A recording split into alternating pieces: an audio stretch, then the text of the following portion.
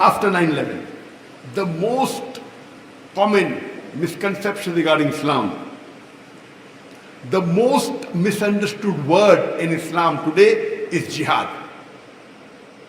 This word jihad is not only misunderstood by the non-Muslims, because of the media, even many Muslims, they misunderstand this word. Most of the non-Muslims and many Muslims, they think that any war fought by any Muslim, whether it be for money, whether it be for wealth, whether it be for power, whether it be for land, whether it be for language, is called as jihad. Jihad does not mean any war fought by any Muslim for any reason, whether it be for money, whether it be for wealth, whether it be for power, whether it be for language, whether it be for land. Jihad comes from the Arabic word jahada, which means to strive, which means to struggle. So jihad basically means to strive and struggle. In Islamic context, jihad means to strive and struggle against one's own evil inclination. Jihad means to strive and struggle to make the society better. Jihad also means to strive and struggle against oppression. Jihad also means to strive and struggle in the battlefield in defense. So jihad basically means to strive and struggle.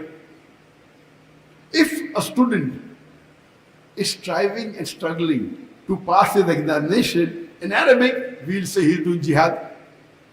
So jihad basically means to strive and struggle. Most of the people think, whether Muslims or non-Muslims, they think that jihad can only be done by Muslims. A non-Muslim cannot do jihad. Allah says in the Quran, in a couple of verses, in a couple of places in the Quran, that even non-Muslims did jihad. Allah says in Surah Luqman, chapter number 31, verse number 14, we have enjoined on the human beings to be kind to the parents. In travail over travail did the mother bore you, and in years twain was your weaning. The next verse, Surah Luqman, chapter number 31, verse number 15 says, but if your parents do jihad, strive and struggle to make you worship somebody else besides Allah, of which you have no knowledge, do not follow them, but live with them with love and companionship.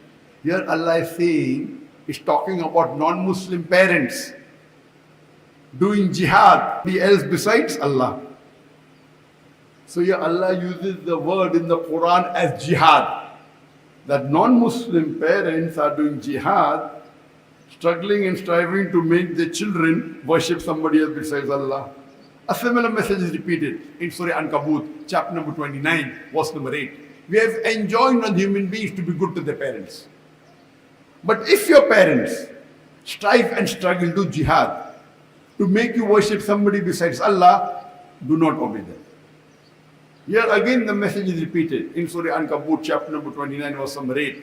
Allah is talking about non-Muslim parents doing jihad, striving and struggling, to make their children worship somebody else besides Allah. The word jihad is used. Here, the jihad done by the non-Muslims is jihad fi sabi shaitan. Jihad in the name of shaitan, Satan. That means they're striving and struggling to please the Satan. What we Muslims do is jihad fi sabilillah. Jihad, striving and struggling in the way of Allah.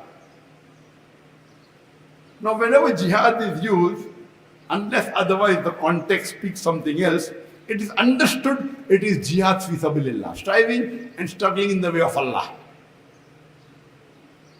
Unless the context speaks something else, like in Surah Luqman, chapter 31, verse number 14-15, or Surah Ankabut, chapter 29, verse number 8, the context shows you that the non-Muslim parents are striving and struggling in the way of Satan, against Allah.